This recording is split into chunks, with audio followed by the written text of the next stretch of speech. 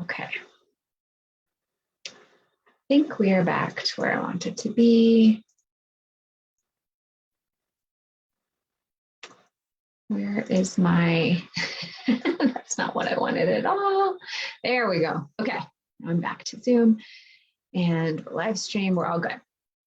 Okay, we are in Tiny Habits week 2. If you all are not interested in Tiny Habits, didn't watch last week at all, have no idea what I'm talking about with Tiny Habits, you may want to go back and watch week 6 info, because you might feel a little confused about what I'm talking about if you haven't gone through week 6 info yet. Many of you are on this cohort that I'm coaching through Tiny Habits, and I am going to actually address a lot of your habits today. If you, let's see, as far as housekeeping is concerned, if you want to get into the Tiny Habits cohort and you just forgot, even though I reminded you 1,700 times, if you want to get in there and send me your email, I will enter you today and you will still get the email sequence series, and you'll be able to sign up for your Tiny Habits secret link and stuff like that. But I'm pretty sure that after today, it would just be confusing, and you'd be behind some days and stuff like that, and it would just be confusing as far as the portal on BJ's stuff goes.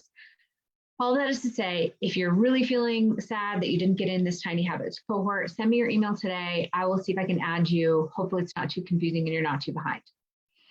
For those of you who are already in the cohort, you should have gotten an email from BJ Fogg that had your secret link. It's not really a secret link. It's just unique to you. It's unique to your email. And so in there, you'll input your 3 Tiny Habit recipes, as most of you did. There's only a few of you that didn't put your recipes in. I resent you the email this morning if I didn't see your recipes, so that you could, so that if for some reason it was in spam or you forgot or you didn't see it or something like that, just in case, I resent you the email this morning. So make sure you get your Tiny Habit recipes in so that I can read them. I have them all up here. That's the beauty of the system that BJ uses. I can see all of your recipes right here. I can see them clearly. I can, address them. You will be getting feedback from me from my Gmail account. I've already emailed you once. You've already seen it, but you will be getting feedback specifically from me. Now, I just want to say to you, there's so many in this cohort. If you have done your recipes exactly how I would like to see them, you will get kind of a blanket email from me that says, great job, your recipes are perfect, go with it. Let me know if they're somehow not working and we will iterate that. But if your recipes are good, then you'll just get kind of a blanket email from me. I'm going to try and get back to each one of you if I need you to change some specifics in your recipes. And I will be going through some of those specifics right now and through the rest of the week. So listen in these videos to hear if you were doing or not doing some of these things in your recipes.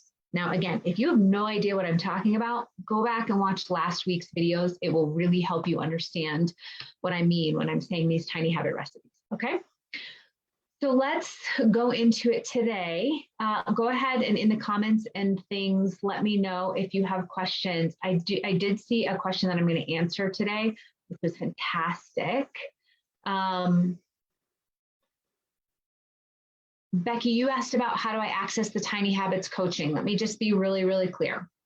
Last week, I did a bunch of videos on what Tiny Habits is. You probably saw those, Becky. If you sent me your email address, which Becky, I'm pretty sure you did. Yes, you did. I sent you an email this weekend, and you should have gotten an email from BJ Fogg this weekend. If you did not see either one of those emails, please let me know. I will try to resend again, check your spam, but anybody who sent me their email, Becky, you are on there. You got emails from me and from BJ. That tells you exactly what to do. Enter your Tiny Habits recipes. Those come to me. You'll start to get feedback on them. Okay. I hope that was, that answered your question. All right. Rachel asked a fantastic question, and I am going to start with that question this morning, which was, how do I essentially, how do I know if I am focusing on too many tiny habits? And I'm trying to pull her question back up. I had it up here before, but it has, oh, there, we'll there it goes. It went away, and now let me pull it back up. Here we go.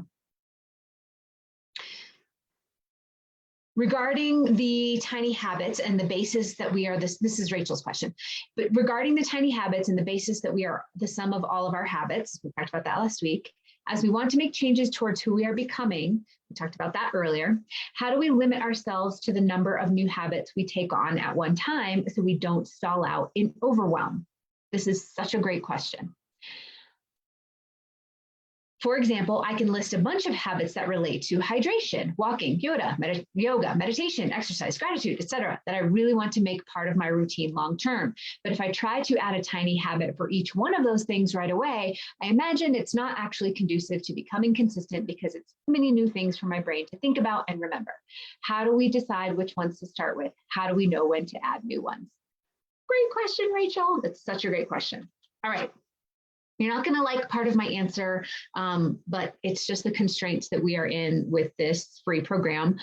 I do an entire training on how to find your golden behaviors, your golden habits in the SHIFT program. And actually, as one of the bonuses on the wait list for signing up for the SHIFT program, everybody who's in my membership group for the SHIFT program will get this training. I can't remember when it is. It's the first or second week in the new year. It's finding your golden behaviors, which then is what informs what tiny habits you should focus on. Okay. Side note: if that answer makes you mad, you can find focus mapping in BJ Fogg's book, Tiny Habits. You can try and do it on your own. Some people have said that that's confusing, and it works really, really well when you have a coach to guide you towards narrowing down your habits. All of the people in the SHIFT with me in the SHIFT membership group will get that training in our membership group next month. Anybody who signs up for the SHIFT, which starts in January, will also get access to that training. So that's the piece of it that you won't like. Sorry, but it's a more extensive training that is not, I'm not doing it service by sort of breezing over it for free for you guys. But all of that is to say, Rachel, yes, you don't want to do too many things at once. The brain will reject it. That's why there's 3 tiny habit recipes from BJ. And honestly, sometimes I find that 2 is better than 3 even, especially when you're just starting out. So if you're feeling this overwhelm of, man, I'd really like to change a lot of things. Where do I focus? Where do I start? That's really normal. The truth is, ideally, you're starting with the ones that will make the biggest impact in the areas of your life that you want to change. Okay. So from that perspective, which are the ones that are going to make the biggest impact? Okay. And again, I take you through this entire training called focus mapping and finding your golden behaviors and matching your behaviors and all this stuff, which makes it very clear what you should be focusing on and why. So I highly suggest jumping in on the SHIFT to learn that. But until then, focus on the ones that you think are going to have the biggest impact and make sure you're never focusing on more than 3 at a time. I really honestly suggest 2 until you get those down, and then you can add a 3rd. Okay. Deborah says, I'm the same, kind of raring to go, scared I'll take on too much. Absolutely. Taking on more than a couple at a time is too much. Remember those 5 links in the ability chain when we said mental effort, physical effort, money, time, and routine. When you start to take on too much, it really bumps up against the routine. It really bumps up against the mental effort. Can I remember to do all of these things? We want to make it easy. The brain wants to do what it likes to do, what is easy to do. Okay.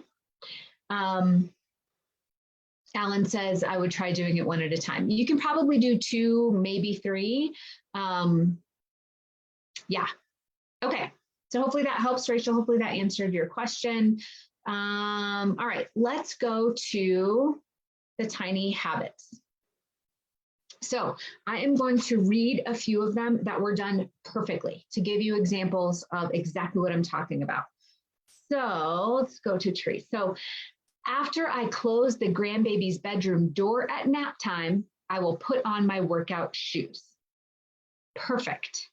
She said, it's very specific. After I close the door, I will put on my workout shoes. Now, the only caveat to that is, remember we talked about location specific. If her workout shoes are in the basement and the baby's door is in the, second story, we want to make sure that that it's not too far away to be able to get that done. So just make sure your shoes are somewhere either close by or really easy to get to so that your brain doesn't bump up against a roadblock there, okay? After I put my feet on the floor, I will say, today is going to be a great day. Perfect. Feet on the floor, specific, very simple and easy. Today is going to be a great day. Lastly, after I lay my head on my pillow at night, I will say one good thing that happened today. Perfect. Head on the pillow, one good thing that happened today. Make sure in these that you also celebrate when you've done those behaviors, okay? Those were perfect. Another set of perfect ones. Deborah, where are you? Where are you? Where are you?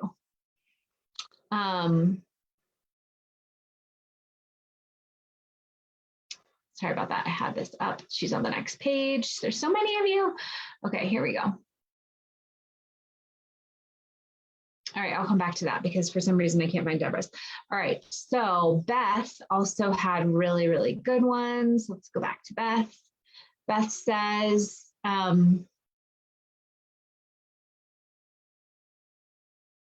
here we go. After I pour a cup of tea or coffee, I will close my eyes and relax for three breaths. So after I've poured it, close my eyes and relax for 3 breaths. That's under 30 seconds, super easy, and it's specific, anchored to the behavior, right? After I close my eyes, or after I pour my coffee, I will close my eyes and relax for 3 breaths. After I put my feet on the floor in the morning, I will say it's going to be a great day. Perfect. After I lay my head on the pillow at night, I will say one thing I am grateful for. Okay, so she's doing a couple of the same things. Those are perfect. Here's Deborah's. After I sit down for breakfast, I will put my phone on do not disturb. Okay, so sit down, phone on do not disturb. Perfect. After I feed the cat, I will write down my top priority for the day. Remember this one, because I'm going to give another example of someone that sort of got it, but I need it to be more specific. After I feed the cat, I will write my top priority for the day. Okay, fantastic. After I hang up the phone, I will walk outside briefly. Now, the only question I had for that one for you, Deborah, is after I hang up the phone, I will walk outside briefly. Maybe she knows, but just out of curiosity, is this every time you hang up the phone? Is this after a phone call that happens every morning? Just wanting to make sure that you have the ability to do it each time, right? So after I hang up the phone, I will walk outside briefly. Now, notice she didn't say I will take a walk. Walk outside briefly to me ideally means I will walk outside and then I've done it, right? I give myself a pat on the back or I celebrate. I did my tiny habit by just walking outside. If she had said, I will walk outside for 10 minutes, I will take a walk around the block, I will walk for 30 minutes, that's too big. We got to cut it back and make it really, really tiny. I will walk outside briefly, celebrate, okay? And then finally, Anna's yours were awesome as well. After I put my feet on the floor in the morning, I will say a positive affirmation. I am strong and can deal with anything today brings. Love that one. After I flush the toilet, I will do 2 squats. Fantastic. Flush the toilet, 2 squats. Super simple, very specific, exactly what we're looking for. After I brush my teeth, put the brush back in the pot, I will do a long body stretch. So I'm guessing, something like this or something long body stretch, okay? Toothbrush back in, doing a stretch. All of these are fantastic. That doesn't mean that others of yours were not fantastic. I was just pulling out some examples of exactly what I'm looking for. Very specific, very tiny, anchored to a very specific behavior, location specific, and done in 30 seconds or less, okay? These are what we're looking for. Couple things that I want to point out on a couple of them that we can just fine tune a little bit more, okay? One of you had said, after I walk the dogs, no, that's not it. After I work my daily office work, he said, after I work my daily 8 to 5 office work, I will do 10 push-ups. Let's make that a little bit more specific. What does that mean after I work my daily office work? Do you leave the office? Do you shut the door?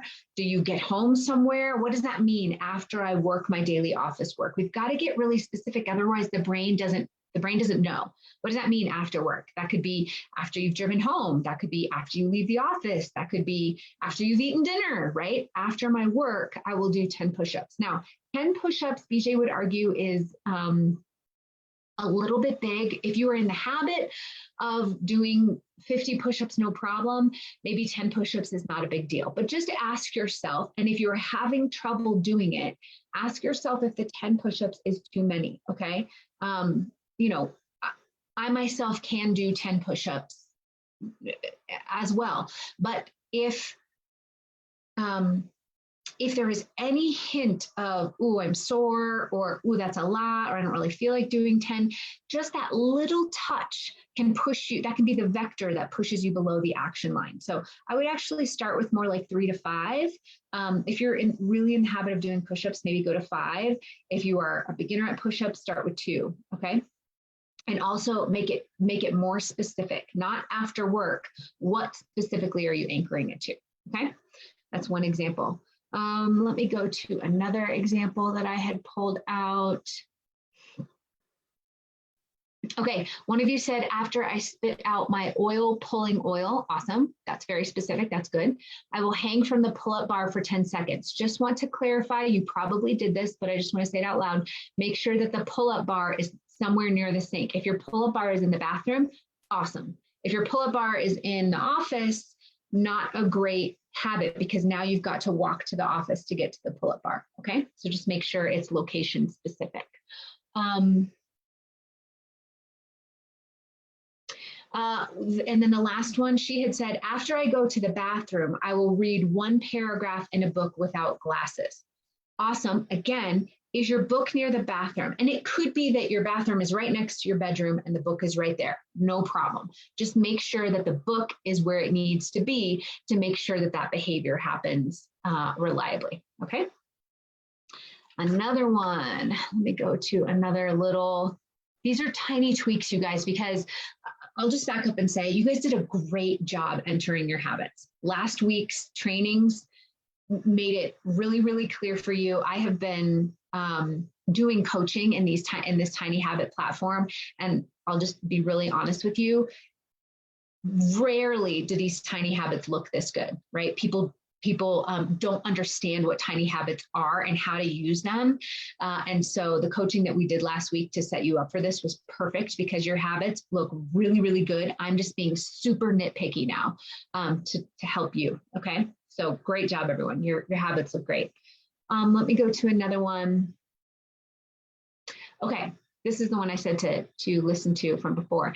After I sit down, before I take a bite, good, really specific, to eat my 2 meals a day. So very specific. She's saying after I sit down, but before I take a bite, very specific anchor, I will track my meals in the Carb Manager app. Okay, here's where we might have gotten a little too big. To track your meal means you're putting in a number of different things. That could be just enough mental effort to kick your brain into, nah, I'm not going to do it. Okay. Another person had written a tiny habit that said something similar. After I sit down, I will open my Lose It app. Much better. I want you to make it so tiny that she isn't not even entering anything. If you want to, you can enter one thing, but let's not do, I will track my meals. It will be, I will enter one thing into my Carb Manager app, or I will open my Carb Manager app, and then I will celebrate. What we're trying to do here, remember, is train the brain for consistency. Okay, we're not actually trying to train the brain for tracking all of your meals. You're trying to train the brain for consistency of habit. If I open that app, I'm much more likely to put my meals in, but I have been not even opening the app, and so it never happens. So we're training your brain to think to open the app, okay? So I would take that down even a notch of specificity and say, after I sit down, before I take a bite to eat, I will open my Carb Manager app, or I will track one food in my Carb Manager app. Super simple, okay? Another one, after I put on my comfy clothes after work, I will use the vibration platform for 10 minutes. Okay, 10 minutes is too long, way too long.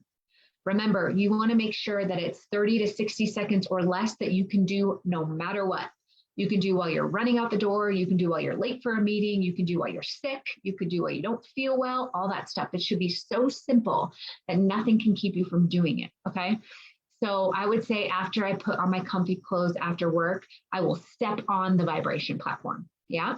So it makes it really, really small and doable, okay? And for all of those of you who are in this coaching, you can edit your recipes and change these. So if you're finding things as we're going through this that you want to change and edit, go ahead and do that. You can edit your recipes, and then I'll be able to see that you edited them and changed them.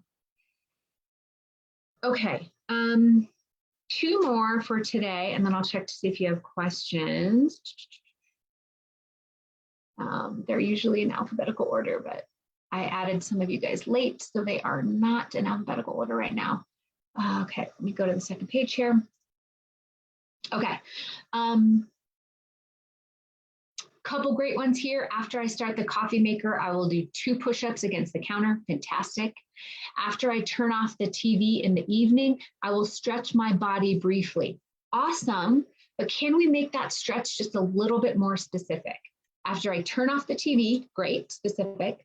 I will stretch my body briefly. The brain, so this is the mental effort piece, okay? So if the brain doesn't know what that means, what does that mean, stretch my body? Am I doing yoga for 30 minutes?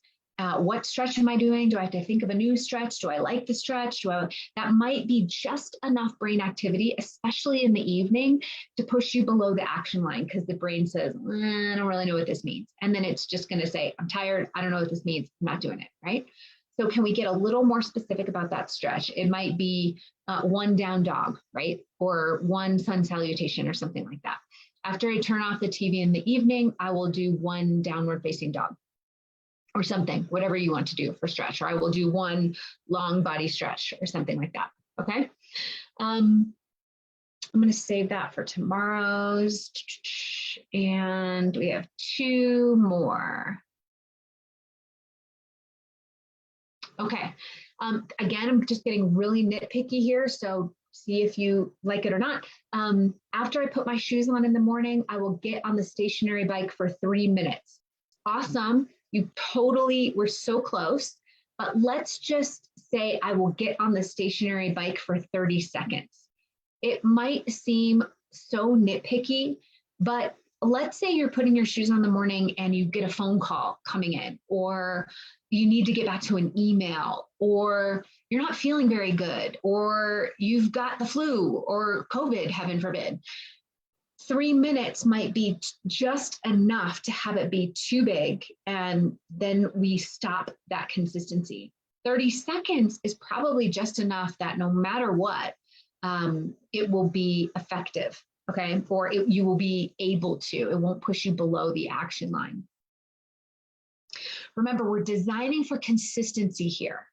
So one of the biggest mistakes people make, especially with movement goals or activity goals, is that they'll say, 2 squats is not going to do anything for me, right? 30 seconds on the stationary bike is not going to do anything for me. Walking down to the mailbox and back is not going to do anything for me.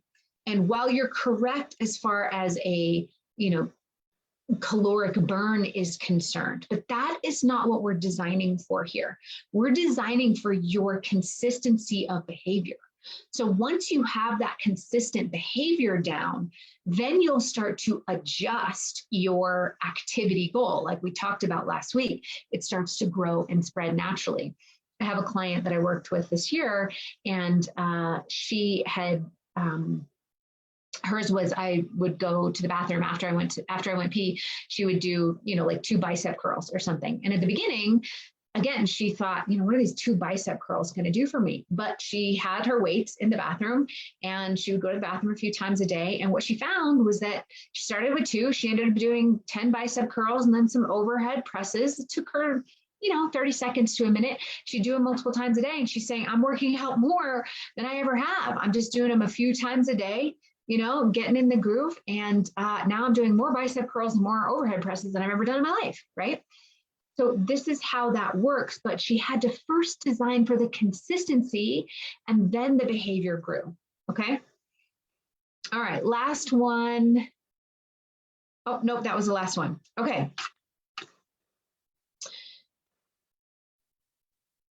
So I just want to make sure I got all of them. Yep, got all of them here. All right, and let me check your questions, see if there's any more questions on these. Good, don't see any questions on the comments and no questions in here.